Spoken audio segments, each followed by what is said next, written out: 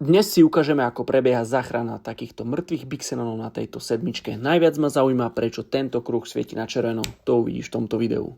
Ako prvé si samozrejme opatrne zdemontujeme nárazník, vytiahneme svetlomety a pozrieme, čo sa tu stalo.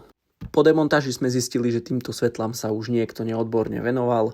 Reálne sme už uvažovali, že tieto svetlá asi nebudeme opravovať, ale nakoniec sme sa rozhodli, že sa do toho predsa pustíme.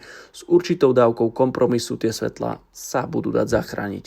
Výmena týchto vypálených projektorov nesmie chýbať a majiteľ sa rozhodol pre Full LED projektory od NHK. Stále však ostávalo otázne, prečo ten kruh svietil na červenú. Žiarovka bola funkčná, bola osadená správne a tu je odpoveď. Niekto túto odrazovú plochu osadil opačným smerom a robilo to taký červený lom.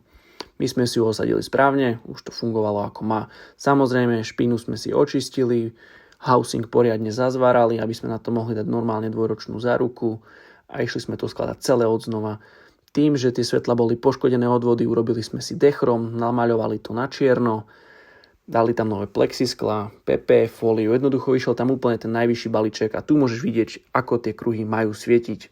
Pokiaľ aj tvoje svetlomety potrebujú trocha lásky, pokojne nám napíš správu.